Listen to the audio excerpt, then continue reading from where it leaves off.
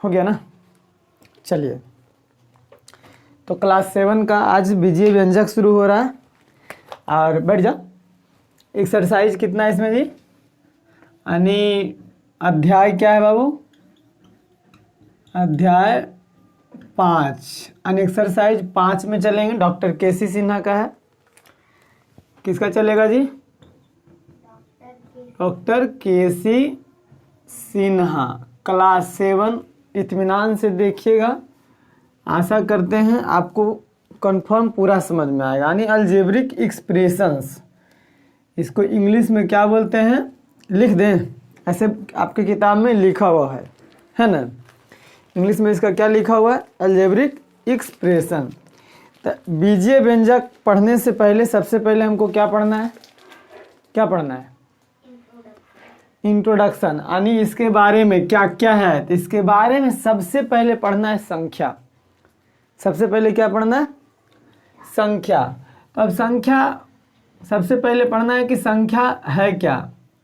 तो संख्या हम लोग पढ़े हैं कि संख्याएं बहुत तरह के संख्या होते हैं। प्राकृत संख्या, सम संख्या, विषम संख्या, है ना।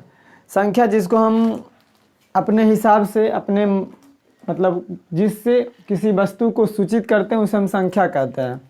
जैसे कि आप समझिए 1, 2, 3, जैसे कोई एक व्यक्ति है तो 1 से सूचित करते हैं, 2 व्यक्ति है तो कितना से सूचित करते हैं? संख्या, उसको कहते हैं। संख्या बहुत प्रकार के पढ़े हैं। प्राकृत संख्या, प्राकृत संख्या। आप कहेंगे सर संख्या आप क्यों बता रहे हैं? इसी पे सारा एक्सरसाइज चलेगा। प्राकृत के बाद क्या चले थे जी?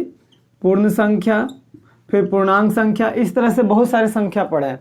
लेकिन आज हम अलजेब्रिक एक्सप्रेशन में संख्या को मात्र कितने भाग में बांटेंगे? 2 भाग में। कितने भाग में? 2 भाग में। संख्या मुख्यतः होता है बहुत, लेकिन यहाँ से अलजेब्रिक एक्सप्रेशन एक्सरसाइज में संख्या को मात्र 2 चीज़ में बताया गया है। बताया गया है कि संख्या मात्र कितने प्रकार के होते हैं? बताओ। संख्या 2 प्रकार के होते हैं। अब बताइए कौन कौन? थैंक यू, बहुत अच्छा। इसमें आपको पता है अचर, पहला चीज हो गया अचर, और दूसरा में क्या जी? चर। अब कहेंगे सर ये अचर और चर क्या है ना। तो अचर मीन्स, अचर मीन्स नहीं पता, खा गए लो। हाँ समझेंगे अब। यहाँ पे अचर यानी जिसका मान नहीं बदले। जैसे देखते हैं अडिग, अडिग मीन्स वो कभी ना डिगे, यानी हिल डोल ना हो। जैसे कि अब जो बोल दिया उसी पे अडिग रहेगा, उसी को कहते हैं अचर। अचर मीन्स वैसी संख्या जिसका मान कभी नहीं बदलता है ना। अभी समझाते हैं। तो इसका परिभाषा यदि लिखना चाहेंगे तो हम इसको क्या लिखेंगे जी? वैसी संख्या क्या जिसका मान कभी नहीं क्या करता है? उसे क्या कहते हैं जी? अचर। उसे अचर कहते हैं। कोई दिक्कत नहीं। फॉर एग्जाम्पल आप ले सकते हैं गिनती की संख्या जितना भी है वो अचर है। जैसे 0, 1, 2, 3, 4, 5 डॉट डॉट डॉट अनंत तक, इन्फिनिटिव तक, ये क्या है? कभी नहीं बदलेगा। फॉर एग्जाम्पल आप देख सकते हैं कि अगर आपके पास 1 रुपया का सिक्का है, यदि आपके पास कोई 1 रुपया का सिक्का है, आप उस सिक्का को ले करके यहाँ से मान लिया जाए कहीं दूर चले जाइए तो भी वो आपका 1 रुपया ही कहलाएगा। कहलाएगा या नहीं कहलाएगा? आप यहाँ से आप गांव लेके चल जाइए 1 रुपये का सिक्का को, या फिर 5 रुपये का सिक्के को, या फिर 10 रुपये के नोट को, या फिर 10 रुपये के सिक्के को, तो क्या वो गाँव में जाके बदल जाएगा? नहीं बदलेगा। तो वो अचर पद कहलाता है, यानी अचर कहलाता है। फॉर एग्जाम्पल समझ गए? 0 नहीं बदलेगा, कभी नहीं बदलेगा। आपके पास 1 रुपया नहीं है, नहीं रहेगा। हाँ कोई काम कीजिएगा तो काम के बदले आपको पैसा मिलेगा, तो बात अलग हो जाएगा। 1 भी नहीं बदलेगा, 2 भी नहीं बदलेगा, 3 भी नहीं बदलेगा, 4 भी नहीं बदलेगा, और 5 भी नहीं बदलेगा। तो ये सब कौन सी संख्या है बताओ? अचर संख्या है। कौन सी संख्या है? अचर संख्या। और दूसरी में क्या बात आएगा जी? चर। चर मीन्स वेरिएबल। अच्छा, उसको बाद में समझेंगे। तो इसका परिभाषा हम देंगे तो क्या होगा? वैसी संख्या जिसका मान हमेशा बदलते रहता है, जिसका मान हमेशा बदलते रहता है, उसे क्या कहते हैं? उसे चर कहते हैं। देखिए, उसे क्या कहते हैं? फॉर एग्जाम्पल मान लिया जाए, अब बदलेगा कौन? संसार में जितना भी वस्तु है सब बदलेगा। संसार में जितना, सिर्फ ये नोटवा छोड़ के बदलेगा। 1, 2, 3 ये सब नहीं बदलेगा, लेकिन बाकी फॉर एग्जाम्पल मेरे पास एक मार्कर है, इसको हमने खरीदा कितना में बताइए? मान लेते हैं हम 20 रुपया में खरीदे इसको। कितना में? 20 रुपया में हम इसको खरीद लिए हैं। तो इसका वैल्यू कितना था? 20 रुपया था उस वक्त, जिस वक्त हम खरीदे। था या नहीं था? अब हम इसको बेचना चाहेंगे तो क्या 20 रुपया में बिकेगा? नहीं बिकेगा। अब ये शायद 10 रुपया में बिके, या फिर 5 रुपया में बिके, या फिर 2 रुपया में बिके, या फिर कोई फ्री में भी नहीं लेगा, है ना? तो इस वस्तु का मान बदल रहा है। बदल रहा है कि नहीं बदल रहा? आपके पास 1 केजी या फिर 1 आलू है। आलू गांव लेके जाइएगा आलू को तो कोई फ्री में भी नहीं पूछेगा, क्योंकि गांव में हर व्यक्ति के पास आलू की खेती होती है, हर व्यक्ति के पास आलू होता है। लेकिन उसी को शहर लेकर के आइएगा और आपका अच्छा आलू रहेगा तो कोई कहेगा 40 रुपये किलो दे दो, कोई कहेगा 42 रुपया, कोई कहेगा 35 रुपये किलो बहुत है। नहीं, यानी उस आलू का मान क्या होगा? बदलेगा। कोई कुछ बोलेगा, कोई कुछ बोले। सब्जी के ठेले पे गए हैं कभी? सब्जी खरीदने गया कभी? क्या देखा वहाँ? हाँ, 30 रुपया का सब्जी 25 में दे दो। कौन बोलता है? ग्राहक बोलता है। यानी जितना भी, यानी उसका मान, सब्जी का मान अस्थिर है नहीं, बदलते हैं। कभी आपको आएगा, अरे 10 के 20, 10 के, ऐसा बोलता है कि नहीं बोलता है? 20 वाला 10, 20 वाला 10 वाला 20 बोलता है कभी? 10 वाला 20 बोलेगा तो कोई नहीं जाएगा उसके पास लेने के लिए, जाएगा? यानी उसका मान हमेशा घटा देता है या बढ़ा देता है। तो जिस संख्या का मान हमेशा बदलता है उसे क्या कहते हैं? चर कहते हैं। उसे क्या कहते हैं बाबू? चर। फॉर एग्जाम्पल लें तो ऐसे एग्जाम्पल में अल्फाबेटिकल लिया जाता है, A, B, C, D, E ... Z तक। आप कहेंगे सर आलू प्याज इसमें नहीं लिए, तो आलू प्याज इसमें नहीं लिए क्यों? क्योंकि यहाँ पे मैथ पढ़ रहे हैं हम लोग, और मैथ में एक संख्या और दूसरा अल्फ़ाबेट दो ही का उपयोग होता है, इसलिए हम यहाँ पे A, B, C, D, E, F लेके कहाँ तक जाएंगे? Z तक। तो ये सब जो नंबर है, अल्फ़ाबेट वाला जो नंबर है, ये क्या है? चर है कि अचर है? चर है। यहाँ तक नो डाउट। अचर जो नहीं बदलेगा, चर जो क्या होगा? बदलेगा, उसको क्या कहेंगे? चर कहेंगे। कोई दिक्कत यहाँ तक नहीं होना चाहिए। चर और अचर समझ में आ गया होगा आप लोगों को। अब क्या है? बीजीय व्यंजक।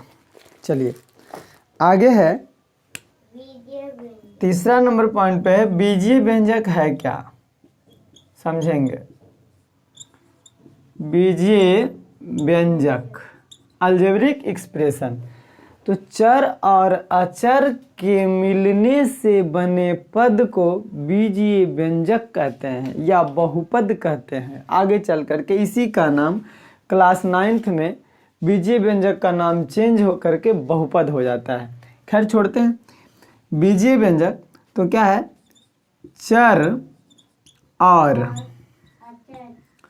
और अचर के मिलने से बने पद को बीजीय बीजीय व्यंजक कहते हैं। बीजीय व्यंजक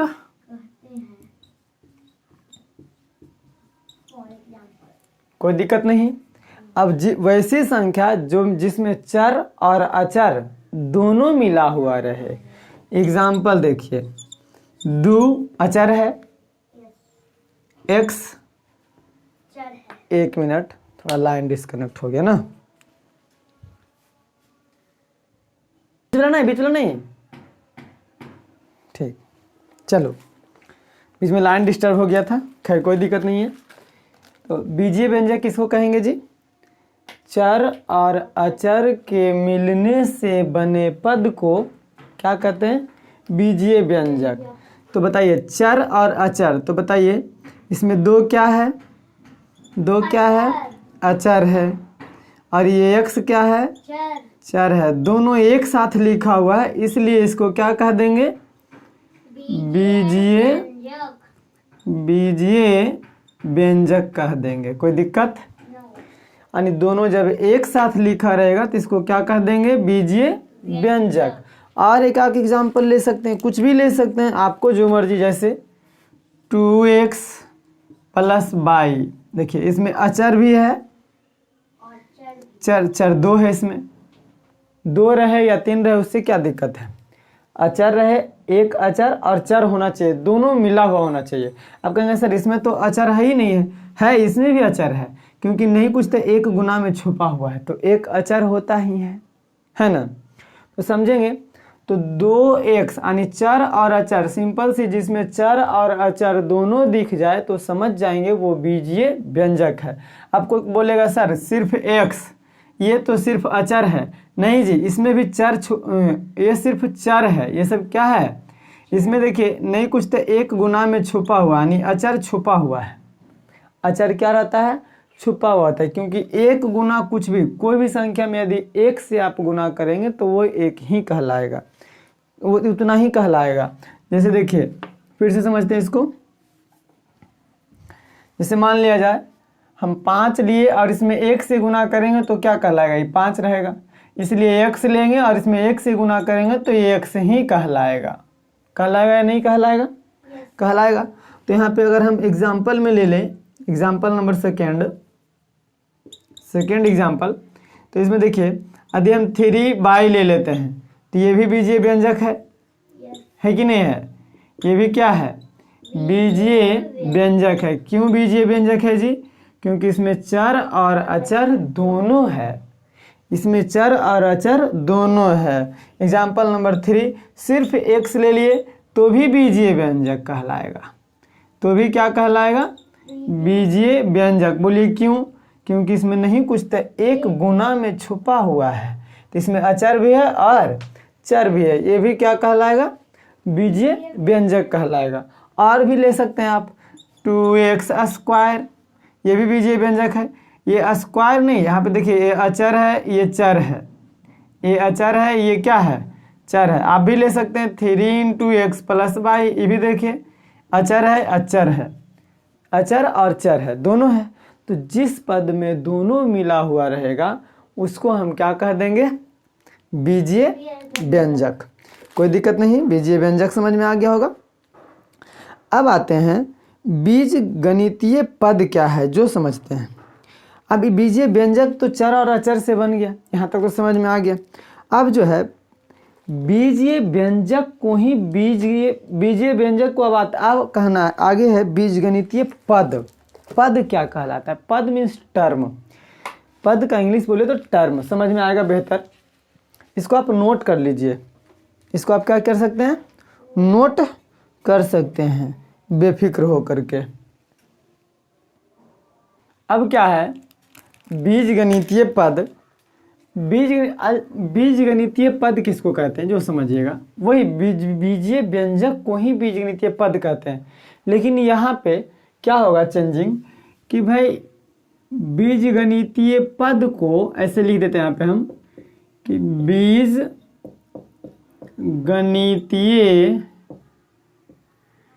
बीजगणितीय पद को प्लस या माइनस के, प्लस या माइनस के चिन्ह के द्वारा अलग किया जाता है, के द्वारा अलग किया। कहेंगे सर ये तो परिभाषा हुआ नहीं। तो जो परिभाषा बीजीय व्यंजक का है वही परिभाषा बीजगणितीय पद का है। यानी क्लास 9th में पढ़िएगा कि चर और अचर के मिलने से बने पद को बीजगणितीय पद कहते हैं। और अभी आपको हम बताएं कि चर और अचर के मिलने से बने पद को क्या कहते हैं? बीजीय व्यंजक कहते हैं। चट्टा एकदम बेहुदा रह गया जी, हैं? इतना भी ध्यान नहीं रखता, पढ़ता ही नहीं घर में। पढ़ता है घर में? बिल्कुल नहीं पढ़ता, तो याद नहीं रहता तुमको, हैं?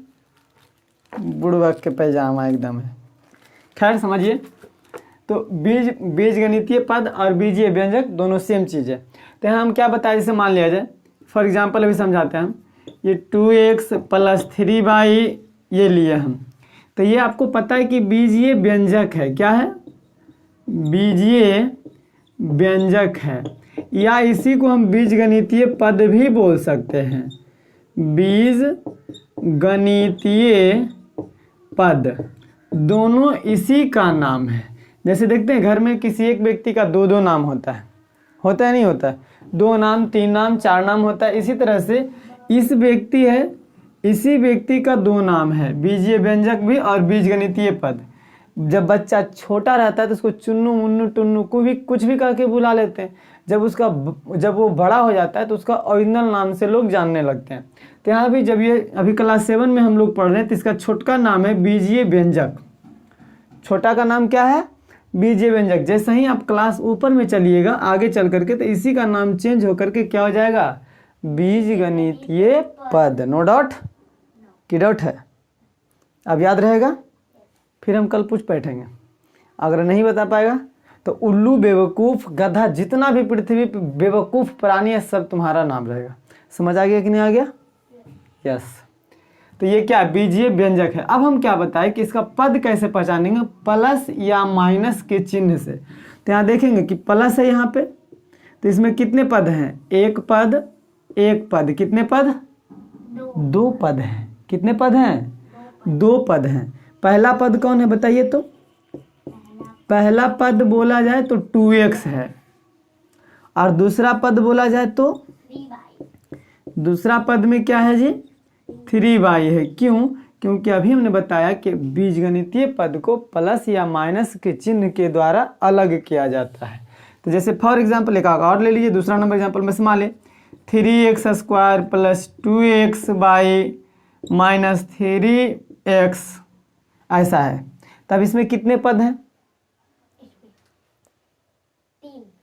इसमें 1 पद, 2 पद, 3 पद। अब कैसे पता किए? क्योंकि देखिए प्लस एक यहाँ है और एक यहाँ है माइनस, तो प्लस या माइनस से अलग होता है। तो एक पद ये कहलाएगा, दूसरा का ये कहलाएगा, और तीसरा का माइनस सहित कहलाएगा। तो यहाँ पे अगर पहला पद की बात आए तो पहला पद में क्या हो जाएगा बताइए? 3x²। और यदि दूसरा पद लिखा जाए तो क्या होगा? दूसरा पद तब हो जाएगा 2xy। यदि तीसरा पद की बात किया जाए, तीसरा पद, तो इसमें क्या हो जाएगा? -3x। ये तीसरा पद माइनस के सहित रहेगा, क्योंकि प्लस नहीं लिखते, यहाँ पे प्लस छुपा हुआ रहता है अपने आप। किसी भी संख्या के आगे धनात्मक चिन्ह छुपा हुआ होता है, लेकिन ऋणात्मक चिन्ह छुपता नहीं है, उसको लिखना पड़ता है। तो यहाँ तीसरा पद ये हो गया। अगर हम ऐसे दे दें फॉर एग्जांपल, एक एग्जांपल और देते हैं ऐसे 2x * 3y। अब इसमें कितना पद है? हाँ, पद एक ही है। इसमें देखने में लग रहा है 1 पद 2 पद, लेकिन परिभाषा क्या बताया? प्लस या माइनस के चिन्ह से सिर्फ, गुना या भाग से मतलब नहीं रखना है। यहाँ पे क्या है? गुना का सिंबल है, तो ये दोनों एक ही पद है। ये कितना पद है जी? 1 पद है। इसमें दो पद नहीं है, इसमें कहेगा पदों को अलग कीजिए तो कहेंगे इसमें पदों को अलग नहीं कर सकते हैं क्योंकि ये दोनों एक ही है, क्योंकि बीच में गुना का सिंबल है।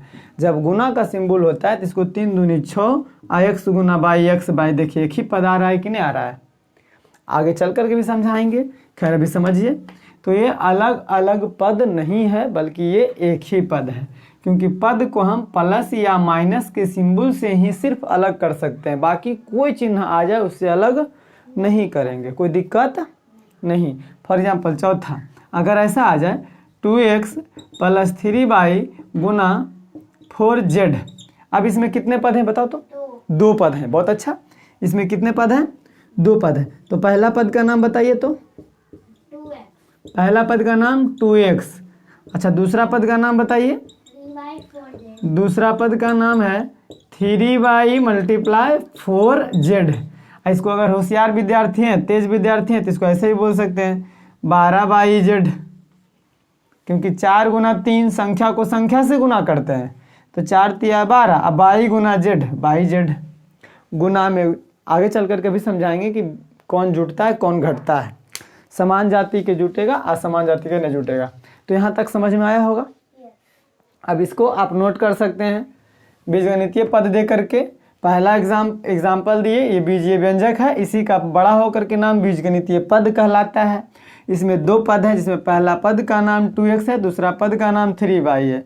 दूसरा एग्जाम्पल में ये एग्जाम्पल दिए, ये पूरा बीजगणितीय पद है या फिर बीजीय व्यंजक इसको बोल सकते हैं। छोटा रूप में बोलिएगा तो आप लोग अभी बीजीय व्यंजक इसको बोलिएगा, इसी को जब क्लास ऊपर चलिएगा तो ये बीजगणितीय पद कहलाएगा बड़ा होकर के। तो इसमें पहला पद, दूसरा पद और तीसरा पद, इसमें तीसरा पद लिख दिए। इसमें भी देखिए एक पद है ये, क्योंकि बीच में मल्टीप्लाई का सिंबल है, आपको समझ में आ गया होगा। इसमें दो पद है, बीच में प्लस का पद है और ये गुना है, तो सिर्फ एक ही पद है, ये एक पद और ये अगला पद, दो पद है मात्र। पहला पद 2x, दूसरा पद 3y गुना 4z। अब इसको गुना करके लिखिएगा तो 12y z लिखाएगा। यहाँ तक तो डाउट नहीं है, इसको आप नोट कीजिए फटाफट। अब आते हैं अगला टॉपिक क्या है कि पदों के आधार पर बीजगणितीय पद का प्रकार, यानी कितने प्रकार होते हैं। प्रकार बहुत होता है। पदों के आधार पर बीजगणितीय पद के प्रकार निम्नलिखित होते हैं, यानी जिसको हम नीचे लिख रहे हैं। तो पहला आएगा, पद के आधार पर चल रहे हैं तो एक पदी बीजगणितीय पद या बीजीय व्यंजक, उसी को बोलते हैं। इसको हम बीजीय व्यंजक भी बोल सकते हैं। तो एक पदी क्या बोलेंगे इसको? बीजीय व्यंजक या बीजगणितीय पद। एक पदी बीजीय व्यंजक या इसी को बीजगणितीय पद बोल सकते हैं। तो वैसा बीजीय व्यंजक, वैसा बीजीय व्यंजक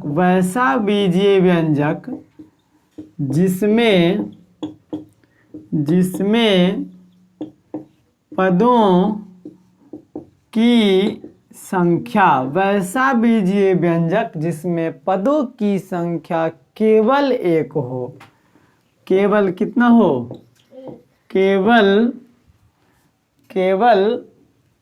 एक होता है, केवल एक होता है, उसे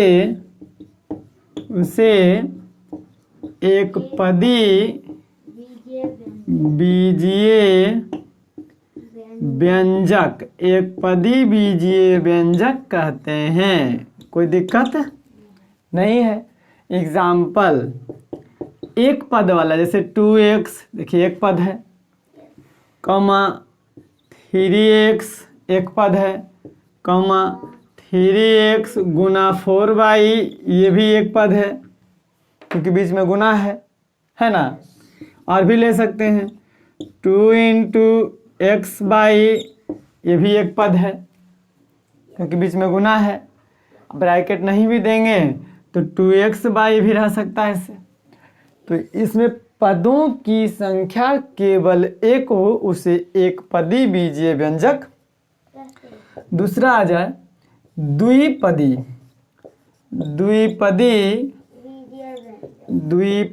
बीजीय व्यंजक। द्विपदी बीजीय व्यंजक तो इसमें क्या कहलाएगा परिभाषा? वैसा बीजीय व्यंजक, वैसा बीजीय व्यंजक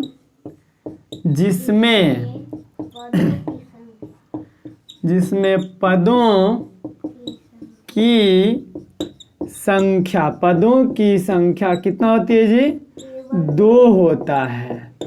पदों की संख्या 2 होता है, उसे द्विपदी बीजीय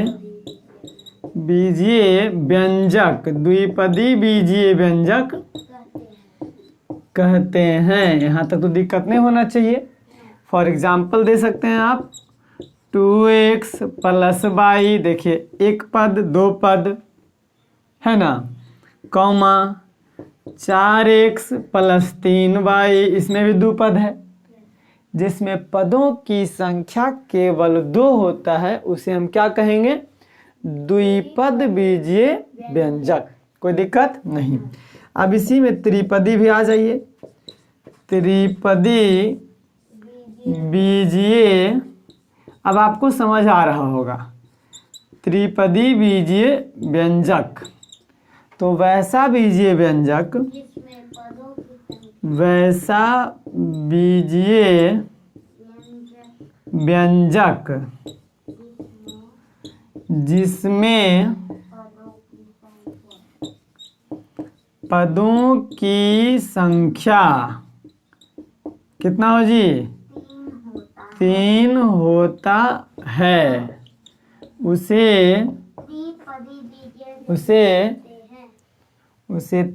त्रिपदी बीजीय व्यंजक कहते हैं। त्रिपदी समझ में आ गया होगा। अब इसमें एग्जाम्पल दे सकते हैं आप अपने मर्जी से। 2x + 3y + 4a, ऐसा भी दे सकते हैं। 4 गो है, सॉरी 3 पद है, 1 पद 2 पद 3 पद, तो इसको त्रिपदी बीजीय व्यंजक बोलेंगे, है ना। ऐसे भी दे सकते हैं 2 × कॉमा दे देते हैं यहाँ पे a + b + c, देखिए ये भी 3 पद का है। ये भी कितने पद का है? 3 पद का है, क्योंकि गुना करेंगे तो 2 × a 2a, 2 × b 2b, 2 × c 2c, देखिए 3 पद हो रहा है कि नहीं हो रहा है? तो ये भी 3 पद का बीजीय व्यंजक है। इसी तरह से आप 4 पदी बीजीय व्यंजक, 5 पदी बीजीय व्यंजक, आप अपने मर्जी से 5 तक नोट कर लीजिएगा। कितना तक? 5 तक। 3 हो गया, चौथा और 5वां, यानी 5 पदी बीजीय व्यंजक तक आप अपने मर्जी से एग्जाम्पल के साथ नोट कर लीजिएगा। और आगे है बीजगणितीय पद के बाद एक पद के गुणनखंड आगे आता है। गुणनखंड आएगा क्या? तो गुना के रूप में जिसको लिखेंगे उसी को गुणनखंड कहेंगे। अगला आज इस चीज़ को, गुणनखंड के बारे में अगले क्लास में चर्चा करेंगे। फिलहाल आपका HW है कि 4 पदी और 5 पदी बीजीय व्यंजक नोट कर लीजिएगा। इसके बाद हम आगे चलेंगे किस चीज़ में? आगे चलेंगे गुणनखंड के बारे में, कि गुणनखंड कैसे होता है, समजातीय, विषम जातीय, सारे चीज़ पे हम धीरे धीरे करके डिस्कस करेंगे। फिलहाल यहाँ तक रहने देते हैं, बाकी का फिर अगले क्लास में। तब तक के लिए रहने देते हैं यहीं पे। आशा करते हैं आपको समझ में आ गया होगा। इसको समझिए, बेहतरीन समझिए।